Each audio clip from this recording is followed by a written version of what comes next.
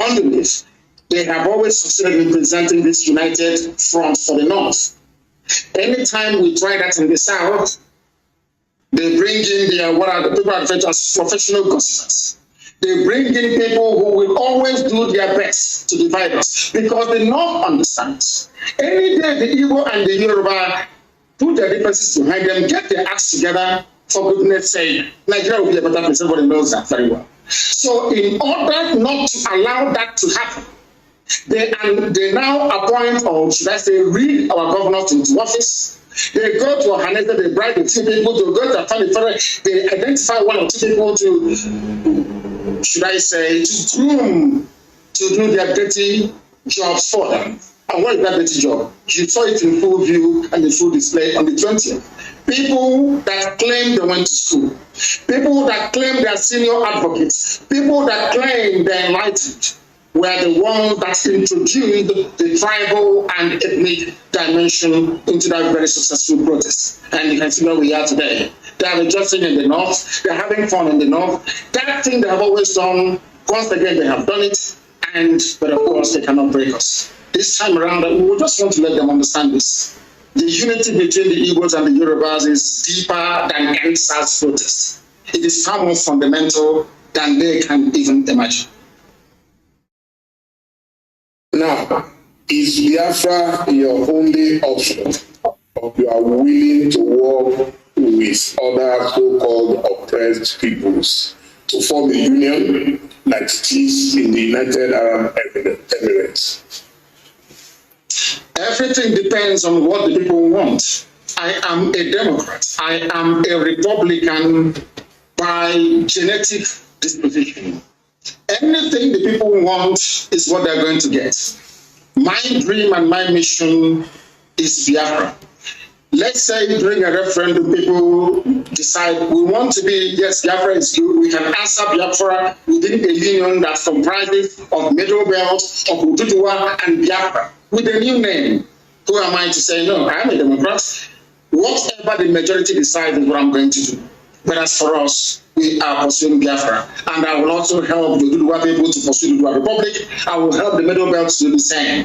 But one thing is paramount. Should our people decide at a referendum or place decide to say we want to maintain a semblance of union with Ududua and the Middle Belt, who am I to say no? I am a Democrat and I will go with it. But my primary concern now is the restoration of Biafra.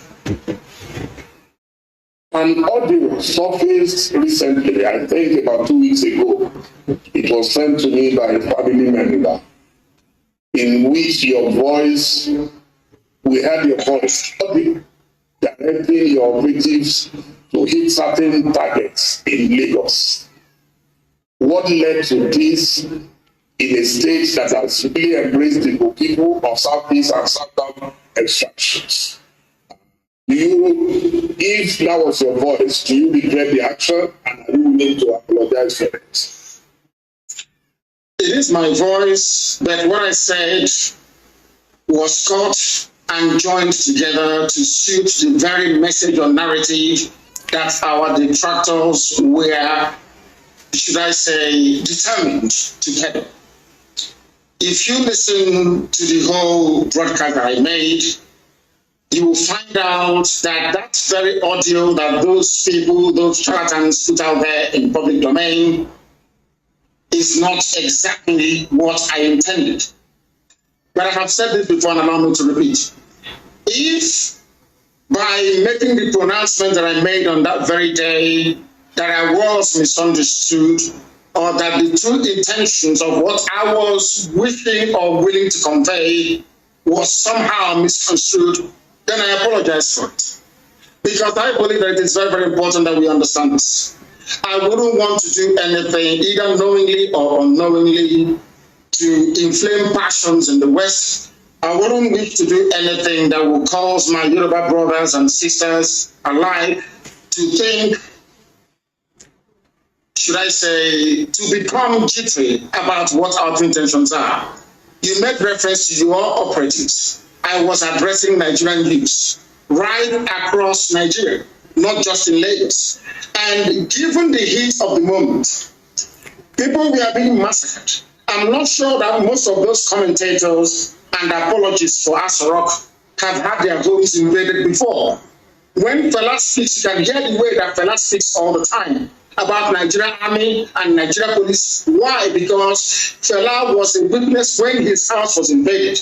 And the mother died as a result of it. Something happened to me. As a result of Nigerian military invasion of my house, my father is dead and my mother is dead as well. So when people like us with first-hand experience of the brutality of a very primitive security architecture in a country as backward as Nigeria, you can then begin to appreciate where we're coming from. If I spoke out of turn, if people who listened to what I said misunderstood the true intentions behind the word that I uttered that night, then I do unreservedly apologize. Because nobody can divide the Yorubas and the Igbos anymore. It's not going to happen. They will try, but they will not succeed. That I can assure them. What is of concern to us is that those responsible for the slaughter of those people are held responsible. The same way I hasten to add that those who are responsible for the murder that we get ordered today going on in Obibo will be held accountable. They will and must be held accountable. I do apologize if I offended anyone, but no offense was intended in the first place. I gave an order to Nigerian youth right across the board to do what they did because the Nigerian state is evil. They believe in killing their own children. They believe in suppressing free speech.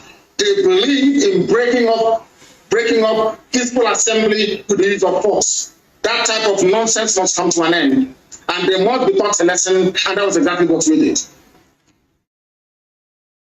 Okay, let me confess that it was actually that audio that led me to looking for you. You see, I believe that journalists must help their nation to understand some certain people and personalities like yourself. And I want to say at this stage that I'm sending my special thanks to two people. One of them I can mention publicly, the other would not want me to mention him. And the first is Femi Fanikaude, my very dear friend and brother. I contacted him because I knew there is a special bond between the two of you.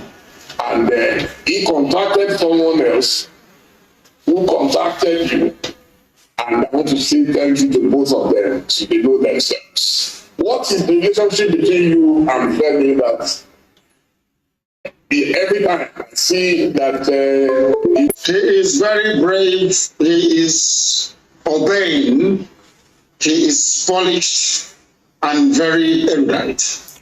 He is a scholar and a conscientious one at that. You know, in Nigeria, you have scholars. People who just study for the sake of it.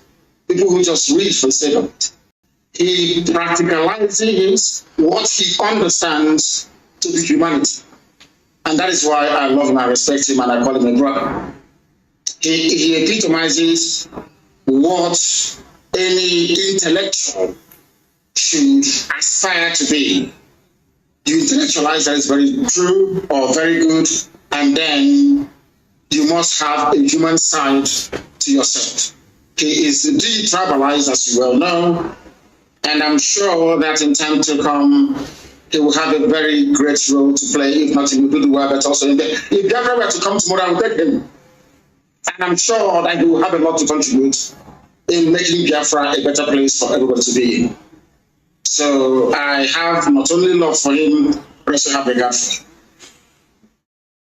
Now, I'm sure you are aware that there are efforts to start a movement that will bring the Yorubas and the Igbos together and closer.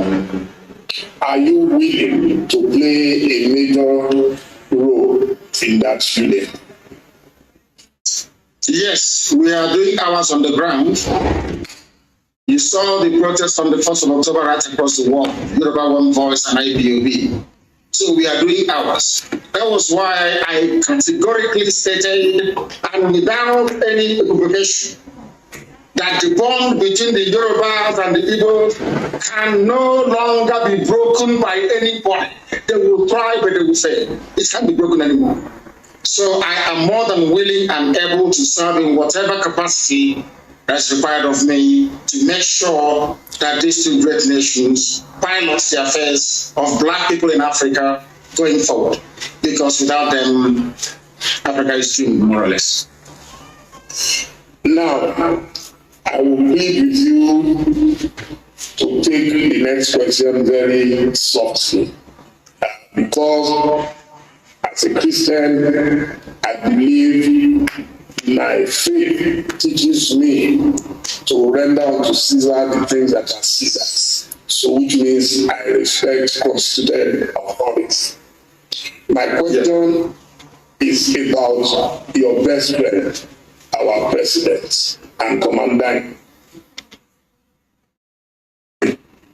Now, you propounded this theory of a cloned man, and that our current president is a Sudanese man called Dele.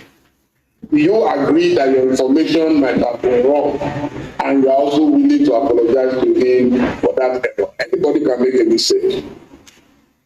No, not at all. Buhari is dead and buried in a shallow grave in Saudi Arabia. Aisha Buhari was there. She came back from what they call the lesser Hajj. She was wearing black. She was mourning. If you look at the pictures that were circulated at that point in time, you will see the small, or should I say, the forlorn faces of northern governors. A minute silence was held at the AU for a late Buhari. Even Her Britannic Majesty Elizabeth II also penned a condolence message to the people of Nigeria before the cabal took over and asked her to rescind it, which she did. Buhari is dead, and I'm prepared to stake Biafra on it. If you, Dele Momodu, can go and prove to me, I'm not asking you to do anything too complex.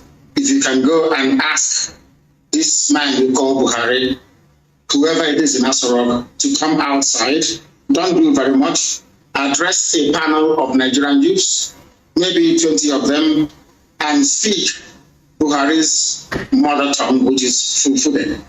I will give up Biafra, I will apologize to him, and I will submit myself to any authority on this earth to do with me as they please. There is no Buhari. Jibril was there. Jibril followed Abba Kyari to Cuba and ran away from there and never came back. The man you have now in Asarok is from Nigerian Republic. His name is Yusuf Abubakar Muhammad. That's his name. Yusuf Abubakar Muhammad. Even Shekau knows who he is personally and was mentioning his name as well. It is not Buhari. The old Buhari that you and I know, the country cannot be burning, and he will restrict himself to only 12 minutes of edited broadcast. Impossible. Impossible. Anybody that knows Buhari, even if he's dying, he must speak. Because he thought, in his own understanding, to keep Nigeria warm. Anything that impacts or threatens the territorial cohesion and integrity of Nigeria, the old Buhari, in fact, will be in Lagos. The old Buhari will be in Lagos, I'm telling you. But this little, have you not seen him with his fresh hands of a 35-year-old? He cannot wear this. He cannot wear this. Because if he wears this, his ear will bend. Because it's rubber. Silicon. We know about AI technology. It's deep fake. Please Google it. You're a media man, you must know this. I can replicate this very interview with your face showing us having this conversation, but it is not you. You also saw that some eagle-eyed investigators managed to discover that there was actually a microphone, a loudspeaker on the table. It's everything that they claimed that Buhari was saying was coming from a loudspeaker. From a loudspeaker. Very, very sad indeed.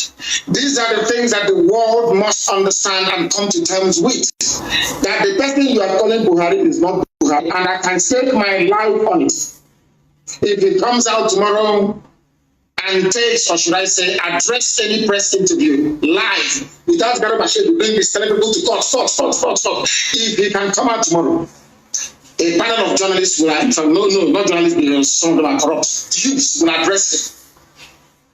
There and then you will know that Buhari is no more. There is no Buhari. No country. How can you have a country you claim you're proud of, and that country is run by 10-minute video recorded every performance? What sort of country is that? Every performance you issue a pre-recorded video to address 200 million people. What an insult. What an insult. In a time of crisis, there is COVID-19, people are agitating, they're very restive. The only thing you can do is 10 minutes video. Laughable and absolutely absurd. And no sensible person should be able to tolerate it. Buhari is dead, and I stake my life on it. Please don't stake your life on it, because I am very, very convinced that it's alive. I have been meeting Buhari since 2010. Okay, and the last time I met him was 2 years ago inside Apple Rock with a former president of Africa. I met him, we interacted, he cracked jokes with me, he even said Dele seems to have added weight. I am telling you that I'm not foolish not to know the person I've been seeing for 10 years. I've worked closely with him on his campaign, and yes, you could have your theory why you think. You see, my own theory is different, because it was a lot of people thought that he would die and God restored his life, and I think that is why you think he is dead. I am personally convinced that it's alive. I believe that a man like President Buhari will not go and hold any meeting with a cloned president of Nigeria. If I can't vouch for any other person, I know that Obasanjo will never agree if we talk. There is a saying where I come from, Dele. If you see something that is greater than your farm, you sell your barn where your harvest of yam is, where you store your yam, because that is the greatest thing that any woman has in the olden days.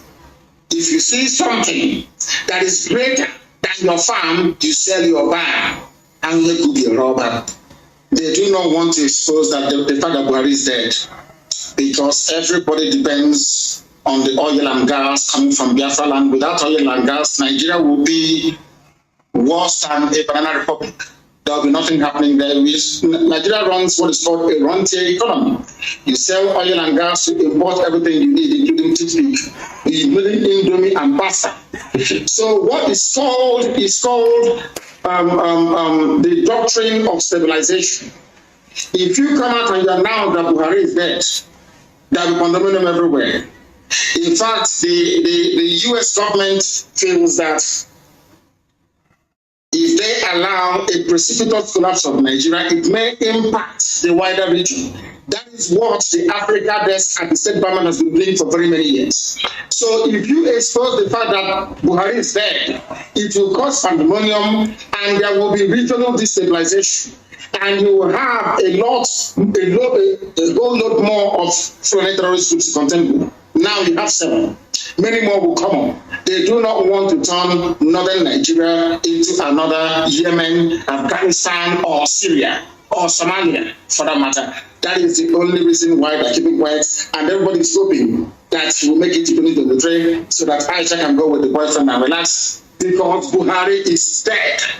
Absolutely dead and confirmed. Look at the hands of the I can become a trend. You have seen another boy they call Tagwe that used to make Buhari speak the way that Buhari does, crack Buhari jokes. That little boy, he's an Ipob boy. They've not given him a faithful girl to marry. You know that little boy called Tagwe, he's a comedian. He makes Buhari. These things happen.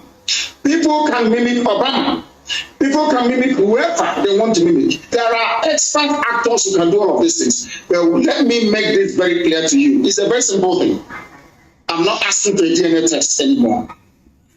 If Buhari can hold a meeting, the man you call Buhari, with Nigerian youths to ask him questions and speak his mother tongue Fufude, then I will give up. But I can assure you categorically that you are one of those that they have deceived, but they cannot deceive us. It was a well choreographed, well planned, and executed with military precision. They knew what they were doing because Britain is in charge.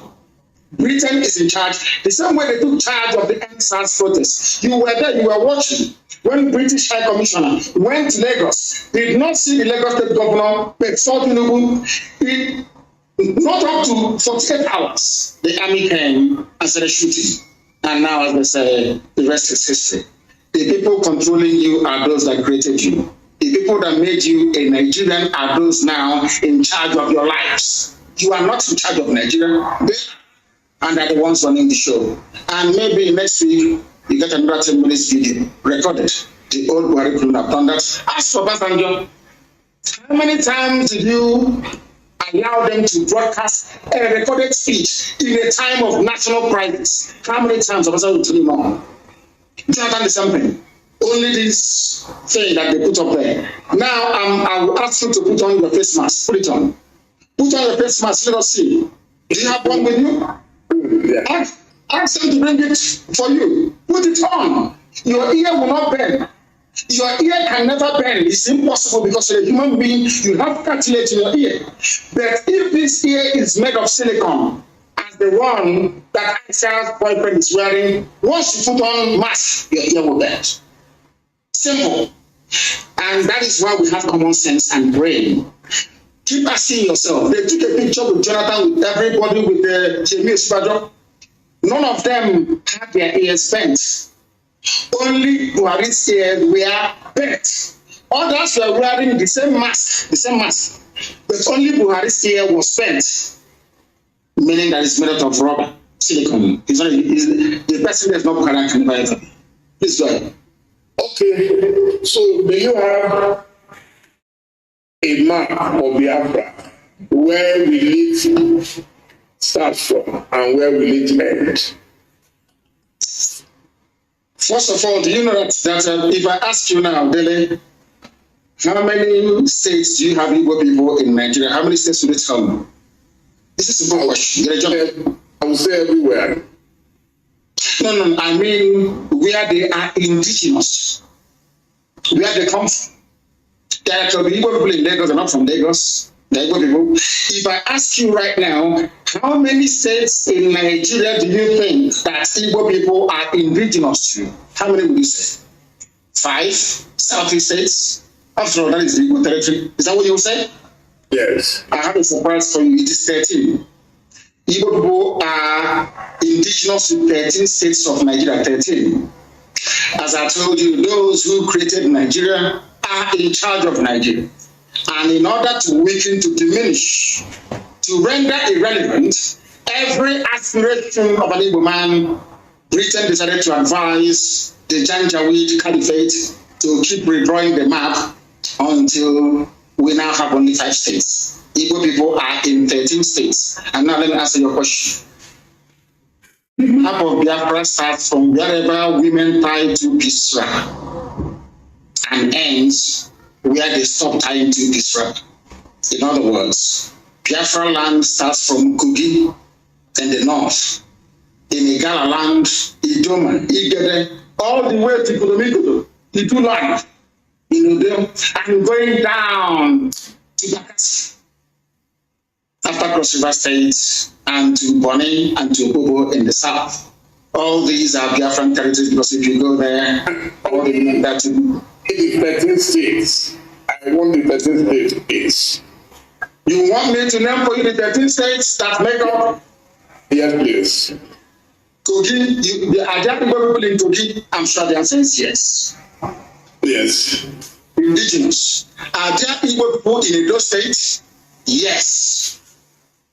We agree. In Edo State, there are Igbo people. I'm not talking about Tubiaja, which is a Ishan. We'll come to that later. I'm even talking about a place called Igbo Akere. Igbo Akere. Are there Igbo people in Delta State? Yes. Are there Igbo people in Benue? In Benue State, I'm asking you, in Izzi community is in Benue State. They speak Igbo. The largest market you have in Benue belong to the Igbo communities in Benue State. Are there Igbo people in Cross River? Yes. So Igbo people are in Cross River. Are Igbo people in Akwa Ibom? Yes, Itu is in Akwa Ibom. There are Igbo people. Are there Igbo people in River State? Are there Igbo people there? Of course, there are. 90% of River State is Igbo. Are there Igbo people in Bayelsa? And you'll be shocked. Why ES is the answer? There are Igbo-speaking people inside Bayelsa itself till tomorrow morning. The same way you have Igbo people in Ondo. Are there Igbo people in all the five? I've counted for you the 6 things that make up the so-called South. Imo, Abia, Anambra, Ebonyi. Yeah, you've mentioned 9 now. 9 states. 1, 2, 3. Kogi, Edo, Benue, Cross River, Akwa Ibom, Rivers, Bayelsa, Ondo. Have you added? No, not in Ondo. We're not in Ondo. Igbo is not in Ondo. What is in Ondo is Ijo. Ijo is in Ondo, not Igbo. But Ijo is Biafra. I will get to that later. And then you add the 5 southeastern states. You have Imo, you have Anambra, you have Enugu, you have Ebonyi, you have Abia. Add all of them together. Imo, Anambra, Ebonyi, Abia, Enugu. 1, 2. Add it to the 6. Okay. 5 southeastern states. 6, 7, 8, 9, 10, 11, 12. I think one is missing somewhere. One is many. One cannot be 6 states. 6 states of the south, 5 states of the southeast, then Kogi and Benue, and then the 13. In all these places, you have. I'm not telling you about where they are trading, where they are doing business. People from there are Igbo. They are indigenous. Then Kogi would agree to go with Biafra. No, it's about a referendum. We are asking, what we're asking for is that part of Kogi where women tie 2-piece wrapper. That's all. Your mother will tell you where you come from. If you look at your mother when she dresses up to go to church or to go to a function and she's tying 2-piece wrapper, one on top of the other, then you know you're a Biafran. And I'm telling that's what they do in Kogi, in Enugu State, in Benue State, in Cross River State, all the way down. We can go all the way down to Edo State. It is there till tomorrow morning. Don't you think you are likely to hit the brick wall if you try to go expansionist, if I could put it that way? I am an Igbo man. With all due respect, my dear brother, the Yorubas may be comfortable leaving Yoruba people in Togo and the Benin Republic and calling somebody from Sokoto State their brother. I don't intend to do that. Wherever you have Igbo people, they must be together as one. We are not leaving anybody behind. We cannot leave anybody behind. It was the Fulani Janjaweed and the British that caused this problem. You cannot come to my land, you take an Igbo community, you give them to Benue, you give them to Kogi, and you say they're from the north. Or Hanese may tolerate it, I will not tolerate it. I can't tolerate it. I am not going to leave one single Igbo community anywhere. They must be part of Biafra. They must be part of Biafra. What happens? Let's say the other people that you are fighting get to vote and they decide to call a bluff and say, okay, Igbo people in Kaduna, in Katsina, in Sokoto to defend Israel. How would that fit into your plan? Quite frankly, all you answer, let me do it as a couple one. And what if the Igbos in those places say they are not interested in joining you? Hallelujah. We say good riddance. Everything we are doing is based on the consent of the people. there must be a referendum, or should I say referenda, which is the plural, and right across the board. We are going to ask people, ethnicity by ethnicity, where they wish to belong. If they say we want to be part of the Janjaweed North, where once in a while you lose your daughter, your wife could be raped, oh well and good, we let them go. I'm a Democrat. I'm not going to force anybody to do anything. And Biafra must come via a referendum. People must agree to it. We are not forcing anyone to do anything. Everything we are saying and doing is geared towards one outcome: a referendum. If they agree, fine. If they don't agree. So who is going to organize this referendum that you've been talking about? The United Nations will have to organize it at the right time. They will. If it is not organized, what is your plan B?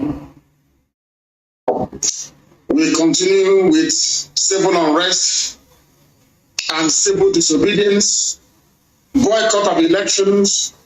As one of our great heroes said, we will boycott all boycottables until we get what we want. The British never wanted to leave Africa, but they did. Russia never wanted the Soviet Union to break up, but it did.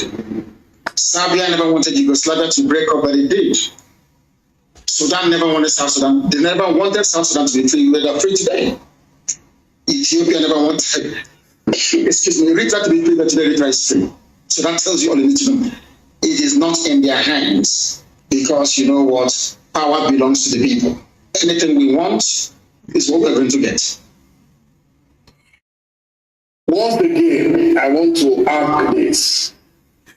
Do you think this dream is realizable without a war? And are you prepared to fight another war?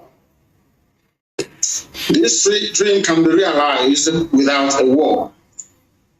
And let me put it this way. As soon as the people, the various ethnic groups in Nigeria realize what Nigeria means to each and every ethnic group, they will subscribe to our position. So it is realizable without a war. Before the white man came, let me ask you this, because it's an interview, which means you can ask me, and I can ask you. Before the white man came, was there any Nigeria? Before the white man came, did Nigeria exist? It's a simple question that I'm asking you. Dele, did Nigeria exist before? It didn't, no. It didn't exist. Then why are African people, black people dying over something that they did not create? Did any Yoruba man create Nigeria? The answer is no. No Yoruba man created Nigeria. No Hausa man did. No Fulani man did. No Kanuri man did. No Chukwudi man did. When you come to Nigeria, it's always a debate about it's our turn. It's our turn. It's our turn to rule. Now there are over 250 main ethnic groups in Nigeria. If you keep rotating the presidency every 8 years to each and every ethnic group, times 8 by 250. How many years are they going to get? So some people will die many times over. They will reincarnate many times over. The presidency hasn't come to them. Nigeria is a joke and an absolute mess. It was not created by black people. Therefore, it cannot be sustained by black people. I want to see an Africa where a Yoruba nation, a Yoruba mega nation extends from Togo all the way to Edo State. That's what I want. Because that is authentic Africa. I don't know why Africans are so beholden to something that's alien to them. Are you a white man? They look at that greater Nigeria is a white man. What are you doing as an African defending something that a white man created? And at all, should I say, a racist intent? Nigeria was an ordinary company, Royal Niger company, an ordinary business venture. The British converted into a nation. And Africans are killing themselves, trying to maintain something that a white man created. Sometimes I wonder what type of God made African people. I don't understand this. I don't know why you have this neo-colonialism. That is why the British High Commissioner had to go to Tinubu to ask him, how do you end this protest? Because if this protest continues to jeopardize our oil, Nnamdi Kanu can use it as an advantage to go and get Biafra. They ask the army to go in and kill people. You people are being ruled by your colonial masters. Your fate is not in your hand. You're in a country that is 60 years old, so to speak. There is no electricity. If I am a Nigerian, I can't come out and say I'm a Nigerian. I'll be ashamed of myself. For 60 years, you have no electricity. For 60 years, no good roads. For 60 years, no good schools. For 60 years, your politicians are traveling abroad for medical treatment. I ask you, what is there to be proud of about Nigeria? Name one thing you can be proud of. Name one thing. It's a question I'm asking you, Dele. Tell me one thing you can be proud of in Nigeria. Nigerians are amongst the brightest people in the world, including the Igbo people, of which you are one, a very brilliant man. That is Nigeria in your DNA. I was born a Biafra, not a Nigerian. Nigeria is a historical mistake. Was there a birth certificate at that time that wrote Biafra on it? Of course, yes. You want me to show you? I'll show it to you. I can email it to you. It's not here with me right now. I can email it to you. My person, yes. I don't mind. I will email it to you. So you see, what I'm asking is, if Nigeria never existed until the white man came, why are you, as a black African man, defending it? What's the white man created? Why? When you have Yorubas in Benin Republic, Yorubas in Togo, they speak your language, they eat your food, they dress the same way you do, you have the same culture, the same value system, the same orientation, and I'm asking you, and the white man came from Europe and said, oh, you are Yoruba from Togo, you speak French. You are Yoruba from Benin Republic, you're going to speak French. But you, you're Yoruba from Nigeria, you speak English. Are people not perturbed by that? That level of dehumanization, that level of subjugation. You see, one thing that shocks me about Africa and their class of intellectuals is the fact that they are willing to swallow hook, line, and sinker anything the colonial master gives to them. And I've asked you this very question. Can you go to Europe and create a country as a black man? The answer is no. Then why must you accept what a white man is doing in Africa? You see why we are poor and very backwards. Do you see why Nigeria can never have 24 hours of electricity? Never, ever, ever, ever. Because the foundation is faulty. The orientation of Fulani Janja, people were protesting South killings in the South. Fulani people in the North, we are busy having fun and laughing and smiling. And we want to be in some country with them. Your value system, your reasoning, your understanding, your orientation is never ever be the same. Never be the same. Why did Britain leave the EU? Dele, I'm asking you, are they not Christians? Are they not Democrats? Don't they believe in free trade and voting people in and voting them out? But then, why did Britain leave the EU? Why? The same Britain that left the EU is asking me not to leave Nigeria. Nigeria that is only 100 years old. Your grandfather was not a Nigerian. Was not. So why must you throw away the history of your family, the rich history of your people? Because the white man called the place Nigeria. Why must you do that? Why? Can I go to England and name them and name them Albania and say all your history is now gone? We are doing our ancestors a disservice. And let me tell you why Black Africa cannot go forward. Some people, not you, some people accepted this nonsensical organization of Africa with their useless flag independence. And your ancestors are in the grave. Your ancestors that existed before the white man was born, they are in the grave. You jettison their history and their identity. You banish it, you denigrate it, you insult them by accepting this garbage called Nigeria, and you want them to be happy with you. That is why no black African country can see development. No black. You see South Africa. When whites were running South Africa, everything was good. Now blacks took over. Look at what is happening. Because even the land of Africa itself is angry with us. We went to school for a reason. The reason why you go to school is to question certain things. And the question is this: why is it that you, as an African, you are willing to kill, to die for something a white man created when they cannot do something for you? you see how they are not equal to us. You see why they are always better than us. And nobody can tell me with any ounce of conviction or justification the reason why Yoruba people should be in Togo, in Benin, and in Nigeria. Why can't they be in one country, somewhere that the English people are in one country in England? Or should I say the UK? These are the things that we must ask ourselves. Okay, thank you so much. Thank you, Mazi Nnamdi Kanu. You are very passionate about your beliefs. Nobody can take that away from you. So now we get to the stage where I will take already jotted down some questions from members of the public. The first is that you hold a dual nationality. So they are saying you have a choice, you have an option. What about those who have nowhere to go? Today is because I got lucky. My parents didn't get lucky. People who were in my house did not get lucky that very day. They died. My dog also died. Yeah, they killed my dog.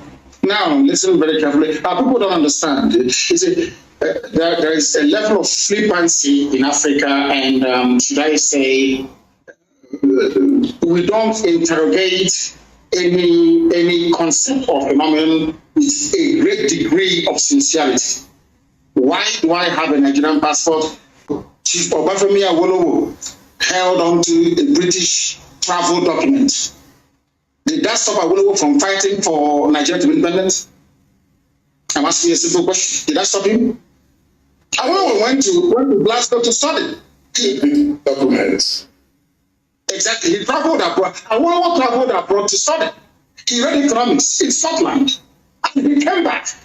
Probably even on British scholarship. The fact that Awolowo was availed of free education in England and traveled to England by ship in those days with British papers, did it stop Chief Awolowo from fighting for independence of his people? And I must say he was a lawyer. Thank you. Sorry, I do apologize. He was a lawyer as well, but he also read economics. Do you know he read economics as well? He also read, he's a lawyer. I agree. Now, then I'll ask that question again so you answer so that the whole world can hear. Yes. The fact that Awolowo went to England and studied, or let me say Britain and studied United Kingdom, came back, became a lawyer and an economist. Did that stop Chief Awolowo from campaigning for independence from Britain? I don't know if you can hear me. Can you hear me? Yeah. I understand your logic, yeah. Now, the same thing with Dr. Nnamdi Kanu. He traveled to the US. He studied. He traveled to the US with British papers. As somebody traveling from a British colony, he went to the US and he read, and he came back. And a Yoruba man, incidentally, let me tell you why they don't want Yorubas and the Igbos to be. A Yoruba man identified the talent in Nnamdi Kanu and appointed him the secretary of NCS. That Yoruba man is Abat Macaulay, a Yoruba man, and seek forth with the likes of Awolowo until Nigeria became free. Why didn't they say, in those days they were very intelligent? Nobody said to seek power. You went to England for free. You studied. You have your passport. Now you're fighting and saying they should go. Because in those days, our fathers, they had brain. I'm sorry to say this generation, I don't know what's wrong with them. It's a social media indomie generation. And I hope that after this evening, they will become, should I say, more enlightened as to the issue. I no longer hold dual nationality. I used to have dual nationality for convenience sake, just to travel out of Nigeria, not for anything. And my hatred for Nigeria this Saturday, I've always said Nigeria is a very useless place. Only a fool can say, I'm a proud Nigerian. There's nothing to be proud of. Absolutely nothing. You have nothing. Individually, you're brilliant. The Industrial Congo in worlds of this world, our brother who is at the African Development Bank, very smart and very brilliant, yes, as an individual, but collectively as a group, the most useless 200 million people in the whole world. Nothing is coming out of nothing, absolutely nothing. Absolutely nothing. So how can I be a proud Nigerian? Ordinary light you don't have. No simple light you don't have. How can I be a proud Nigerian? Thank you very much. Now, your governors have virtually rejected Biafra. I mean, those are the most senior representatives of the people. So this person is asking, how do you want to deal with that situation? How many governors do we have per state? One I think it's one, isn't it? One governor per state, yes. But they control. Yes. How many, during the election, how many times was the governor vote?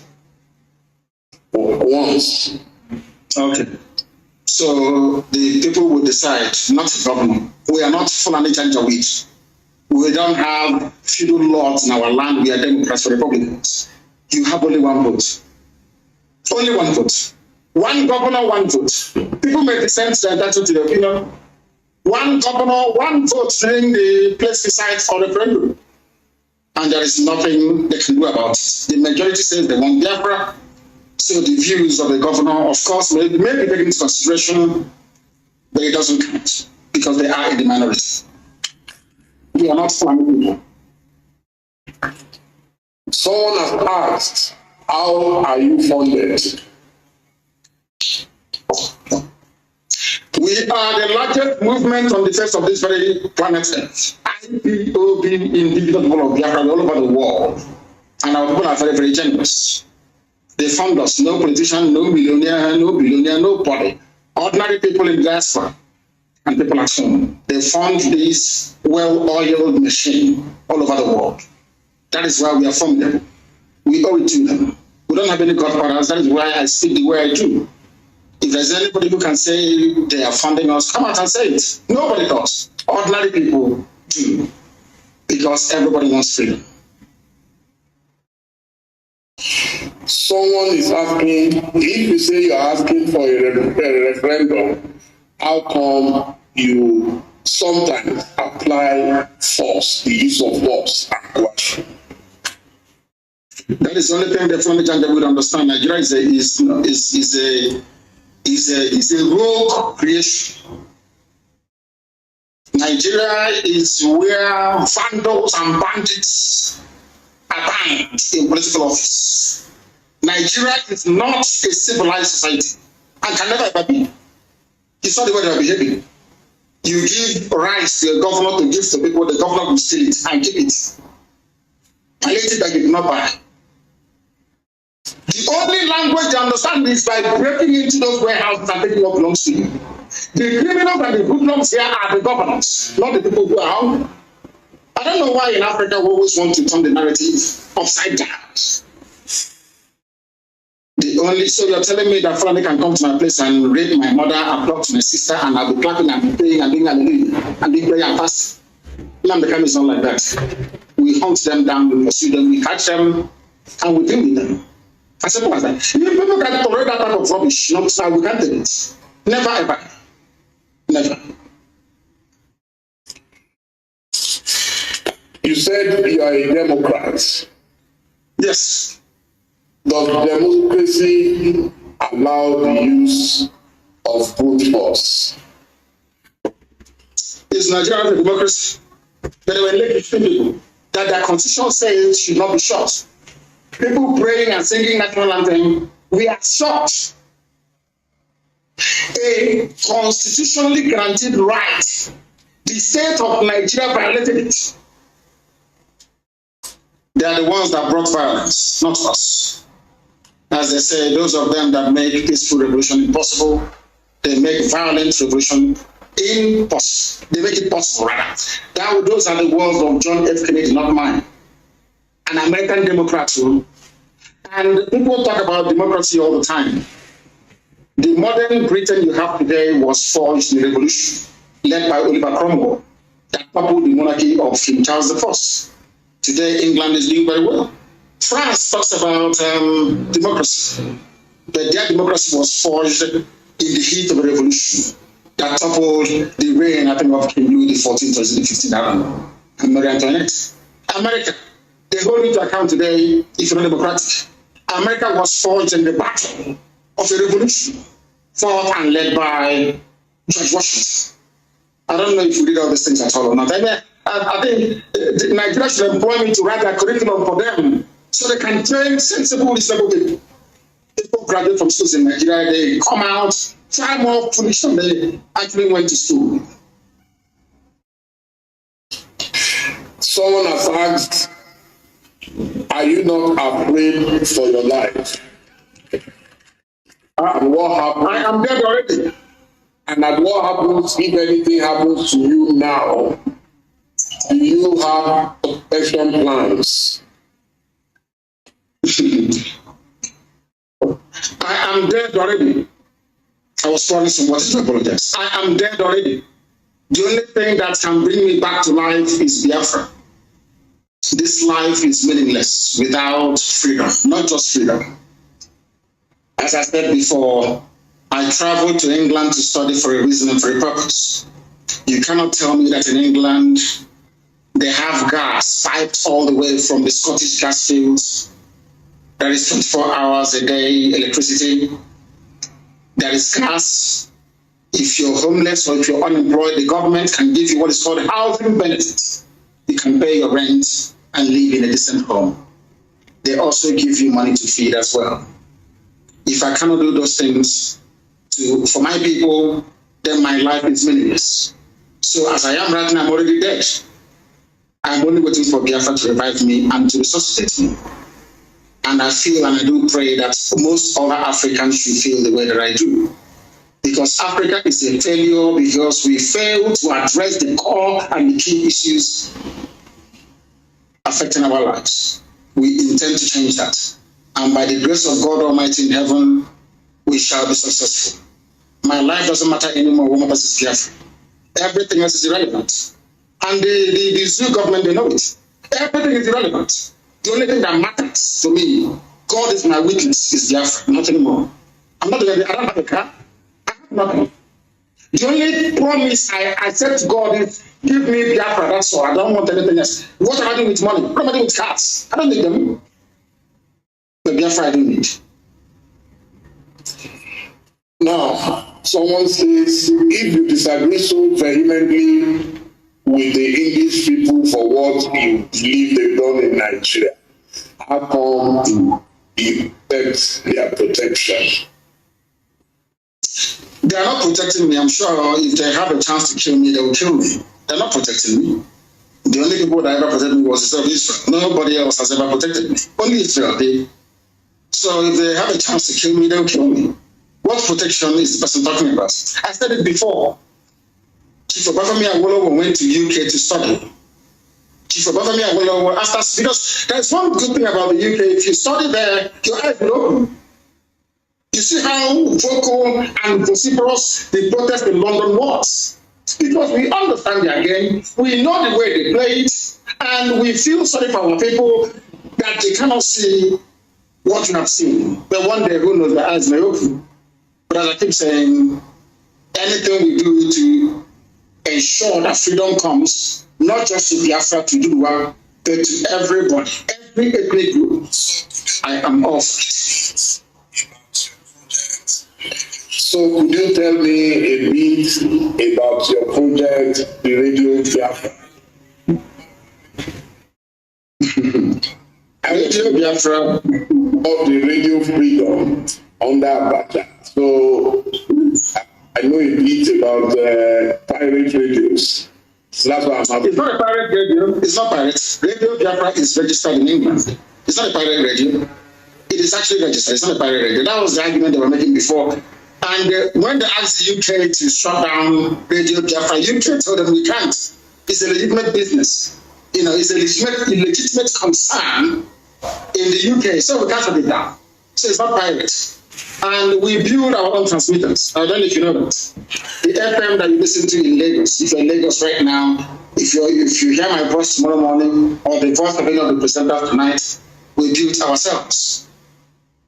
I believe in encouraging ingenuity. Everything we have, we build ourselves. Because, of course, God is with us. And our mission and cause is noble. That is the history of Radio Biafra, and keep expanding. And I do hope that before this month runs out, which is just a few days away, that Radio Biafra will be in Katsina broadcasting in Daura. Radio Biafra will be in Daura broadcasting. And they will complain, but they can't do anything about it. Because we are far ahead of them.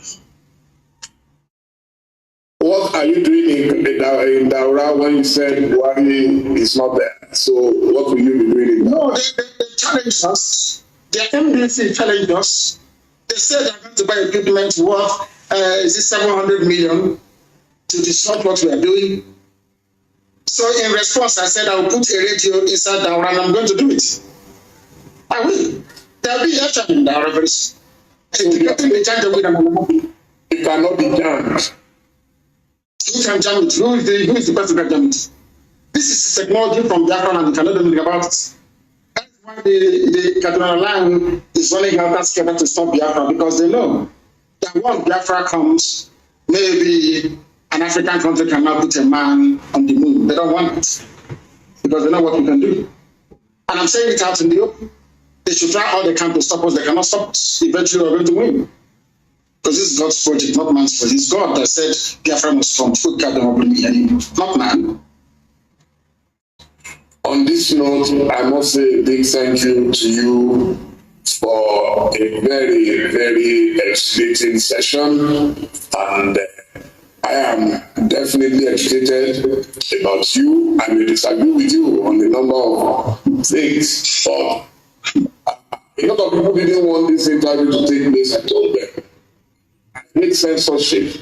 I was a victim of censorship. Everybody must talk. If you don't talk, nobody will know why you do the things you do. And those who are disagree with you must see that we know more about you. And I must say, I am very, very grateful that you are going to speak to me. And I hope very soon again, when we have cause to speak to you, at least now we can establish this contact. And I really appreciate agreeing to talk to me. Thank you so much, Mazi Nnamdi Kanu. Thank you, Dele. Thank you very much. Thank you very much. Thank you. Thanks. My dear viewers, it's been, I told you to be the mother of all the interviews, and so it has been. And thank you all. We'll be uploading, and I'm sure a lot of newspapers will get some news out of this. Thank you, and good night. Thank you. Thank you very much. Thank you. Bye.